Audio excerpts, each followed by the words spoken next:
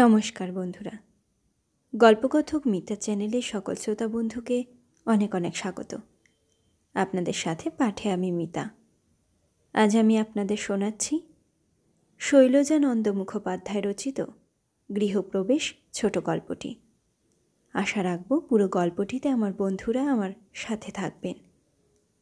শুরু করছি বন্ধুরা আজকের আমার পরিবেশন। আমারই বাড়ির নিচের দুইখানি ঘর ভাড়া দেওয়া হইবে বলিয়া দরজায় এক নোটিশ টাঙাইয়া দিয়াছিলাম। কলিকাতা শহর, ভাড়াটের অভাব হইল না। 3 দিন পার হইতে না হইতেই লোক জুটিয়া গেল। যিনি আসিলেন, সংসার বলিতে তাহার দ্বিতীয় পক্ষের স্ত্রী এবং প্রথম পক্ষের একটি মেয়ে, মাত্র এই 3টি প্রাণী। সুতরাং দুখানি ঘরই তাহাদের পক্ষে যথেষ্ট। বাস করিবার অসুবিধা বিশেষ কিছুই হইবে না। ভদ্রলোকের নাম জানিলাম, বিশ্বনাথ চক্রবর্তী। জাতিতে ব্রাহ্মণ, ভালো কথা। কিন্তু কি করেন, কেমন করিয়া দিন চলে, সে কথা জিজ্ঞাসা করিতে লজ্জাও করে, অথচ না জানিলেও নয়। ইহার আগে 3টা লোক আমাকে ঠকাইয়া গিয়াছে। 4 মাসের ভাড়া বাকি রাখিয়া এক ভদ্রলোক তো রাতারাতি চম্পট দিলেন। সকালে উঠিয়া দেখিলাম ঘরদোর খাঁ খাঁ করিতেছে, কোথাও একটি কুটা পর্যন্ত পড়িয়া নাই। যাইবার সময় দয়া করিয়া ইলেকট্রিক আলোর বাল্বগুলি খুলিয়া লইয়া গিয়াছেন। রান্নাঘরে গিয়া দেখি উনান 2টি ভাঙিয়া লোহার শিক কয়টি ছড়ানো হইয়াছে। কলকাতায় জল ধরিবার জন্য টিনের একটা চোং তৈরি করিয়াছিলাম, দেখিলাম সেটিও তাহাদের সঙ্গে গিয়াছে। 3-4টি ছেলে মেয়ে লইয়া ভদ্রলোক যে অত রাত্রে কেমন করিয়া নিঃশব্দে সরিয়া পড়িয়াছেন কিছুই জানিতে পারি নাই। দ্বিতীয় ভদ্রলোক অনেক সন্ধান করিয়াও কিছুতেই একটা চাকরি জুটাইতে পারিলেন না, এবং চাকরি না পাইলে ভাড়াই বা দিবেন কেমন করিয়া। তাড়াইতেও কষ্ট হইয়াছে, কিন্তু তাহাকে আমি নিজেই তাড়াইয়াছি। তাহার পর 3য় মহাপ্রভু, সেরকম মানুষ আমি খুব কমই দেখিয়াছি। ভাড়া চাইলেই বলিতেন টাকা নাই। 3-4 মাস ভাড়া তাহার বাকি পড়িল। বলিলাম, এবার যদি দয়া করে টাকাটা দেন তো ভালো হয়। বলিলেন, সবই জানি, কিন্তু উপায় নেই। ভয়ানক রাগ হইল। বলিলাম, তার মানে? বলিলেন, কড়া কথা বলবেন না মশাই, আমার রাগ ভারী খারাপ, হয়তো কোনোদিন মেরে বসব। সর্বনাশ। বলিলাম, কি করব তাহলে? অপেক্ষা করুন। আর যে অপেক্ষা করতে পারছি না মশাই, আদালতে যান, নালিশ করুন। বলিলাম, সেটা কি ভালো? সে আমি করতে চাই না। বলিলেন, ঠিক বলেছেন, ওসব হ্যাঙ্গামা করে কিছু লাভ নেই। অনেক শালাই করেছে, কিন্তু সব শালাকেই আমি ঘোল খাইয়ে ছেড়ে দিয়েছি। দেখিলাম তাহার সঙ্গে জোর জবরদস্তি করা বৃথাই, করিবার প্রবৃত্তিও নাই। বলিলাম, তাহলে দয়া করে আপনি যদি বাড়িখানি আমার। ব্যাস, আর বলতে হবে না। এই যে ভালো করে বললেন মশাই, এরই দাম লাখ টাকা। আসছে মাসেই আপনার বাড়ি ছেড়ে দেব। পরের মাসে বাড়িখানি সত্যিই তিনি ছাড়িয়া দিলেন। ভাবিয়াছিলাম যাইবার সময় ভাড়ার দরুন কিছু টাকা অন্তত তিনি দিয়া যাইবেন, কিন্তু কিছুই দিলেন না। হাত 2টি কপালে ঠেকাইয়া শুষ্ক একটি নমস্কার জানাইয়া তিনি গাড়িতে গিয়া উঠিলেন। এই ঘটনার প্রায় 7 মাস পরে একদিন সকালে আমি বাজারে যাইবার জন্য বাড়ি হইতে বাহির হইয়াছি। দরজার কাছেই হঠাৎ সেই ভদ্রলোকের সঙ্গে দেখা। আমায় দেখিয়াই তিনি থমকিয়া দাঁড়াইলেন। বলিলেন, দাঁড়ান মশাই, হনহন করে পালাবেন না, আপনার সঙ্গে আমার প্রয়োজন আছে। বলিয়াই তিনি পকেটে হাত দিয়া 10 টাকার 6খানি নোট বাহির করিয়া আমার হাতে দিলেন। নগদ 60 টাকা, 15 টাকা করিয়া 4 মাসের ভাড়া। টাকার আশা আমি ছাড়িয়াই দিয়াছিলাম, কিন্তু শুষ্ক একটুখানি ধন্যবাদ দিবার অবসর তিনি আমায় দিলেন না।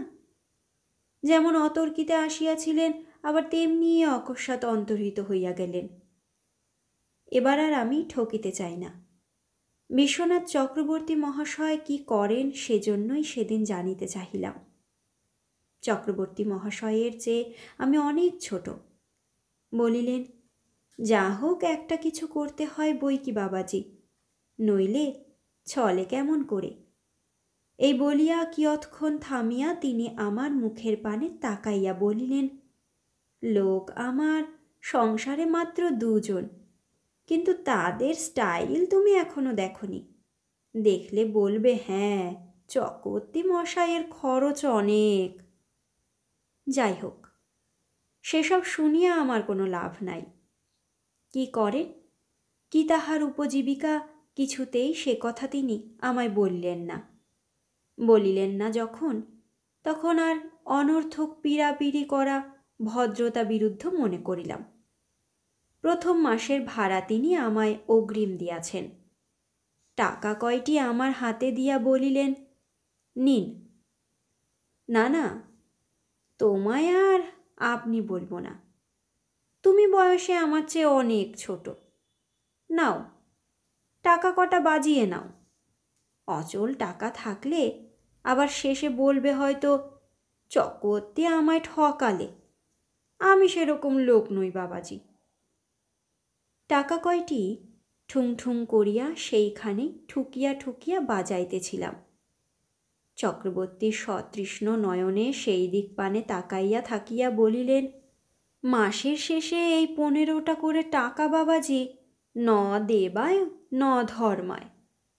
কাকে যে দিচ্ছি তার ঠিক নেই, কেন যে দিচ্ছি তারও ঠিক নেই। বাড়িতে রয়েছি, তার দাম দিতে হবে। একটি দিন কোনো রকমে কাটিয়েছি কি ব্যাস, 8 আনা পয়সা গেল। দিতে বড় কষ্ট হয় বাবাজি, কিন্তু শহরে বাস করছি, কি আর করব, দিতেই হবে।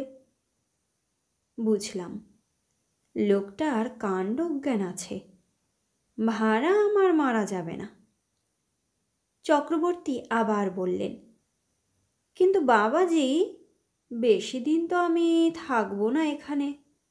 আর কাউকে বলিনি, তোমাকেই বলি শোনো।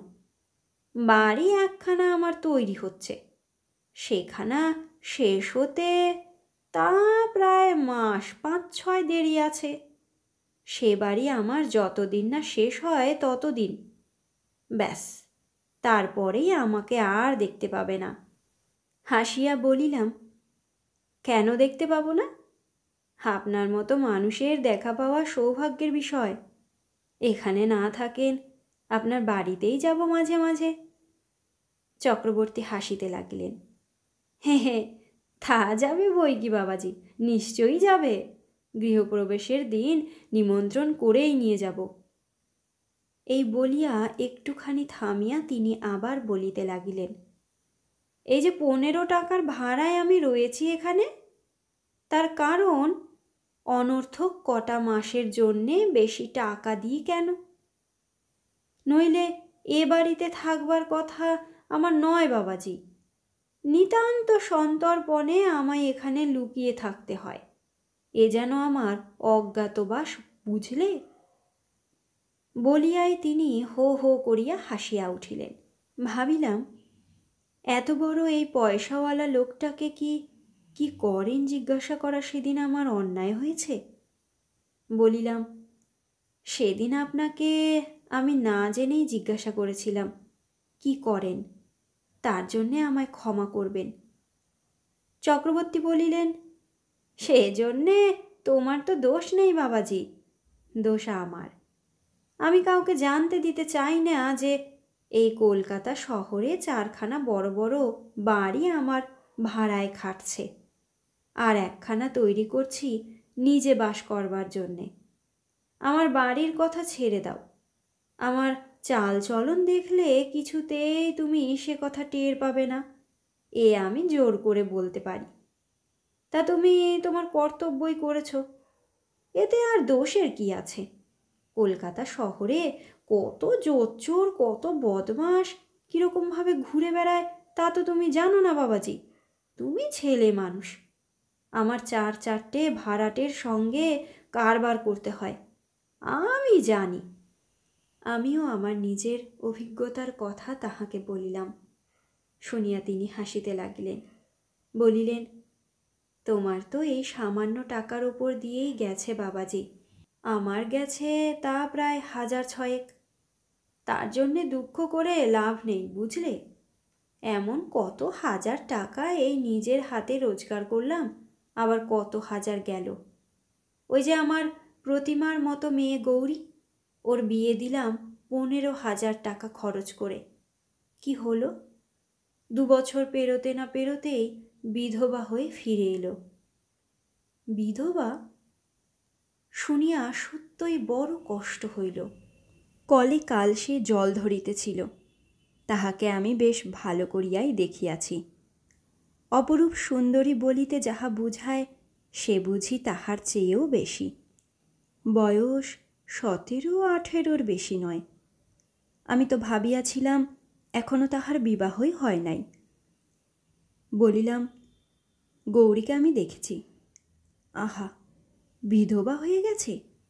আমি তো ভেবেছিলাম এখনো বিয়েই হয়নি। তা যেরকম ওর বয়স, আপনি তো আবার ওর বিয়ে দিতে পারেন। চক্রবর্তী কটমট করিয়া আমার মুখের পানে তাকাইলেন। দেখিয়া মনে হইল তিনি রাগিয়াছেন। বলিলেন, কি বললে? বিধবা বিবাহ? 2-1 জন আমায় বলেছিল বটে, কিন্তু ছি ছি ছি ছি, আমরা হিন্দু, ব্রাহ্মণ, ওসব কথা আমার কাছে উচ্চারণ করো না বাবাজি। আমি কি করব বলো? আমি আমার কর্তব্য করেছিলাম। ওর অদৃষ্টে স্বামী ভাগ্য নেই তো আর কে কি করবে বলো?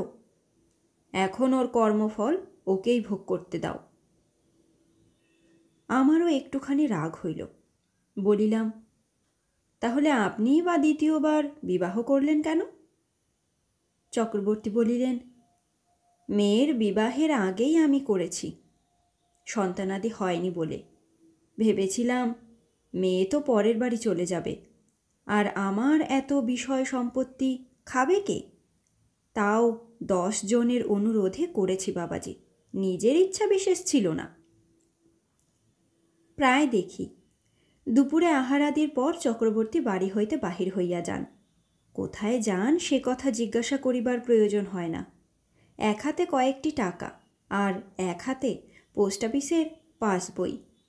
ডাকঘরের সেভিংস ব্যাংকে টাকা জমা দিতে।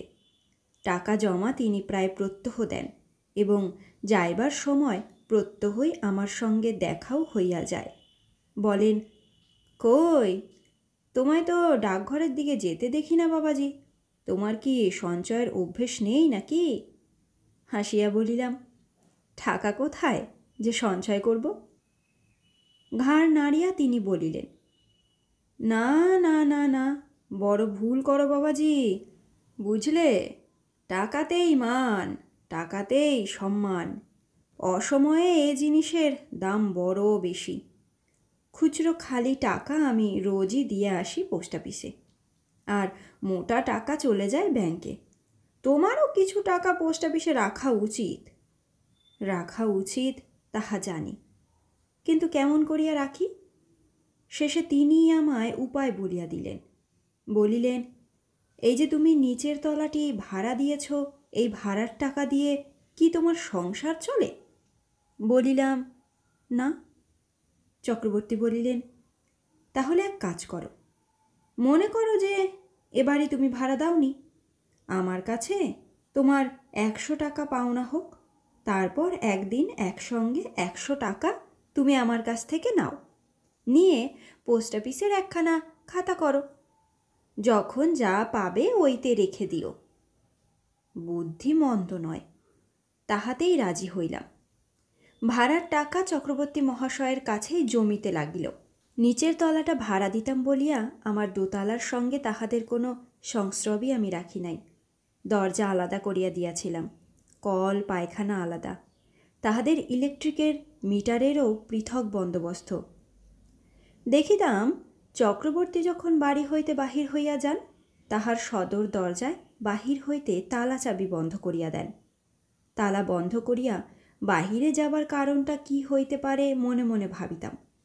একদিন ভাবিলাম জিজ্ঞাসা করিব, কিন্তু জিজ্ঞাসা তাহাকে করিতে হইল না। সেদিন আমি স্বচক্ষে ব্যাপারটা দেখিতে পাইলাম বলিয়াই বোধ করি নিজেই সে কথা আমায় তিনি জানাইলেন। একটুখানি আড়ালে ডাকিয়া লইয়া গিয়া চুপি চুপি বলিলেন, বাড়িতে এক আমি ছাড়া পুরুষ বেটা ছেলে কেউ নেই। বুঝতে পারছো বাবাজি, ওদের দুজনের বয়স খারাপ। তার ওপর সেই শাস্ত্রে আছে না, বিশ্বাস নৈব কর্তব্যং স্ত্রীষু রাজকুলেষু চ। ওটা খুব সত্যি কথা বাবাজি, ও জাতটিকে বিশ্বাস করো না। এই বলিয়া ঈষৎ হাসিয়া তিনি আবার বলিলেন, সতের বিনাশ নেই। আগে থেকে সতর্ক হলে আর ভবিষ্যতে কষ্ট পেতে হয় না। চক্রবর্তী অন্যায় কিছু বলেন নাই। তাহার কন্যাকে দেখিয়াছিলাম, কিন্তু স্ত্রীকে কোনো দিনই দেখি নাই। সেদিন দেখিলাম রাস্তার পাশে জানালার গড়াত ধরিয়া তিনি দাঁড়াইয়া আছেন। দ্বিপ্রহরে প্রখর রৌদ্র জানালার পথে ঘরে গিয়া ঢুকিয়াছে। জানালার রঙিন পর্দাটি সরাইয়া দিয়া এক পিঠ কালো চুল এলাইয়া তিনি বোধহয় চুল শুকাইতেছেন। দেখিলাম বয়স তাহারও বেশি নয়, গৌরীর চেয়ে হয়তো 2-1 বছরের বড় হইতে পারে, কিন্তু রূপ ও যৌবন যেন তাহার চারিদিক আলো করিয়া আছে। সেদিন রাত্রে শুনিলাম চক্রবর্তী চিৎকার করিয়া কাহাকে যেন তিরস্কার করিতেছেন। বলিতেছেন, এত এত ভাত রোজ তোমরা কেন ফেলে দাও শুনি? খেতে যদি না পারো কম করে চাল নিও। পেট যদি না ভরে গরিবের সংসার তো নয়, 1 পয়সার মুড়ি আনিয়ে রেখো। শেষের কথাটা শুনিয়া আমি হাসিয়া ফেলিলাম। সে হাসির শব্দ বোধ করি চক্রবর্তী শুনিতে পাইলেন। বলিলেন, হাসছ বাবাজি? আমার কথা শুনে হাসছ বুঝি? কিন্তু হেসো না বাবাজি, আমি ঠিকই বলেছি। লক্ষ্মীকে পায়ে ঠেললে অন্যভাবে লক্ষ্মী ছাড়া হয়ে ঘুরে বেড়াতে হয়। এই বলিয়া তিনি কিয়ৎক্ষণ চুপ করিয়া রইলেন। তাহার পর আবার যেন কি ভাবিয়া বলিয়া উঠিলেন, ভাবছ বুঝি লোকটা কি কৃপণ? কিন্তু কৃপণ না হলে এই এত এত বিষয় সম্পত্তি করতে পারতাম না বাবাজি। কিন্তু কি কুক্ষণেই যে তাহার কথা শুনিয়া হাসিয়া ফেলিয়াছিলাম, আর সেই হাসি শুনিয়া চক্রবর্তী চিৎকার করিয়া কৃপণতার কথাটা আমাকে শোনাইয়াছিলেন। কে জানে, সেই কথা শুনিয়া অবধি আমার মা আমাকে অতিষ্ঠ করিয়া তুলিয়াছেন। শুনলি? ওরে ও উড়নচণ্ডী, শোন, কৃপণ না হলে পয়সা হয় কখনো? কেউ সুখে থাকে? শুনলি তো? সেই দিন হইতে দিবারাত্রি শুধু সেই চক্রবর্তীর দৃষ্টান্ত। মার মুখে তাহা যেন লাগিয়াই রহিল। নূতন একখানা জামা কিনিয়া আনিয়াছি। মাকে দেখাইলাম, কেমন জামা দেখো তো মা। কত দাম? 2.5 টাকার জায়গায় কমাইয়া বলিলাম 1.5 টাকা। ঠোঁটে এক প্রকার শব্দ করিয়া মা বলিলেন, ওই করো আর কি, 50 গন্ডা জামাই কেন? চক্রবর্তী কটা জামা পরে দেখতে পাস না? পয়সা কি আর অমনি হয় রে? মাকে একদিন বলিলাম, তুমি ওর স্ত্রীর কাছে একদিন যেও মা, গিয়ে জিজ্ঞাসা করো চক্রবর্তীর কৃপণতার জন্যে উনি কেমন সুখে আছেন। আমার মনে হয় চক্রবর্তী মশাই ভালো করে ওদের খেতে পড়তেও দেন না, কিন্তু সে পথ বন্ধ। মা বলিলেন, যাবার জো নেই, নইলে যেতাম। শেষে একদিন মার কাছেই শুনিলাম চক্রবর্তী মহাশয় কাহাকেও তাহার বাড়ি ঢুকিতে দেন না। মা বলিলেন, ভালোই করেন বাছা। উনি বলেন তাতে নানা রকমের কথা ওঠে, তার চেয়ে আমি আপনার বাড়ির ভেতর কি করি না করি লোকে তা জানবে কেন? আর তোর দেখ দেখি, যত রাজ্যের বন্ধু বান্ধব দিবারাত্রি এসে এসে একেবারে হুড়মুড় করে অন্দরমহলে ঢোকে। ওসব ভালো নয় রে, ভালো নয়। বউ এলে বুঝবি মজা। সে যাই হোক, চক্রবর্তী আসিবার 6 মাস তখনও পার হয় নাই। একদিন সন্ধ্যায় শুনিলাম চক্রবর্তীর জ্বর হইয়াছে, সামান্য জ্বর, 2-1 দিনেই সারিয়া যাইবার কথা। কিন্তু 2 দিন গেল, 3 দিন গেল, বাড়ি হইতে চক্রবর্তীকে বাহির হইতেও দেখিলাম না, কোনো সারা শব্দও পাইলাম না। ঘরের মধ্যে কাহারও প্রবেশ করিবার হুকুম নাই, তাহা না হইলে ভিতরে গিয়া খবর লইয়া আসিতে পারিতাম। অসুখ বেশি বাড়িয়াছে কিনা তাই বা কে জানে, কিন্তু বাড়াবাড়ি হইলে ডাক্তার আসিতেন নিশ্চয়ই। এমনি করিয়াই দিন কাটিতেছে। হঠাৎ সেদিন রাত্রে কান্নার শব্দে চমকিয়া উঠিলাম। মনে হইল চক্রবর্তী বাড়ির মধ্যে মেয়েদের কান্না। বাহিরে দাঁড়াইয়া থাকিতে পারিলাম না, সরাসরি ভিতরে গিয়া ঢুকিলাম। চক্রবর্তী মশাই! আমার পায়ের কাছে আলুলায়িত কেশা গৌরী আসিয়া আছাড় খাইয়া পড়িল। বাবা নেই। দেখিলাম ঘরের মেঝের এক পাশে মাটির ওপর চক্রবর্তীর বিশাল দেহ শটান লম্বা হইয়া পড়িয়া আছে। মৃতদেহের উপর সাদা চাদর ঢাকিয়া দেওয়া হইয়াছে। শিয়রের কাছে তাহার স্ত্রী বসিয়া, আর তাহারই পাশে মিটমিট করিয়া একটি প্রদীপ জ্বলিতেছে। ঘরের এদিক ওদিক চাহিয়া দেখিলাম, আসবাবপত্র কিছুই দেখিতে পাইলাম না। এমন সময় আর বৃথা চিন্তা করিয়া লাভ নাই, মৃতদেহ সৎকারের ব্যবস্থা করিতে হইবে। বন্ধু বান্ধব কয়েকজন ডাকিয়া আনিলাম। মৃতদেহ বাড়ি হইতে বাহিরে আনা হইল, কিন্তু সৎকার করিতে হইলে টাকার প্রয়োজন।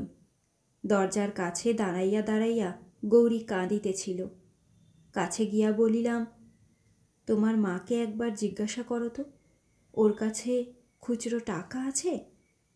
গৌরী তাহার মার কাছে যাইতে কেমন যেন ইতস্তত করিতেছিল, তবু আমি দাঁড়াইয়া আছি দেখিয়া একবার একটুখানি আগাইয়া গেল, কিন্তু তাহার কাছ পর্যন্ত না গিয়াই ফিরিয়া আসিয়া বলিল, ওর কাছে নেই আমি জানি, আপনি এখন নিজের কাছ থেকে নিয়ে যান, তারপর।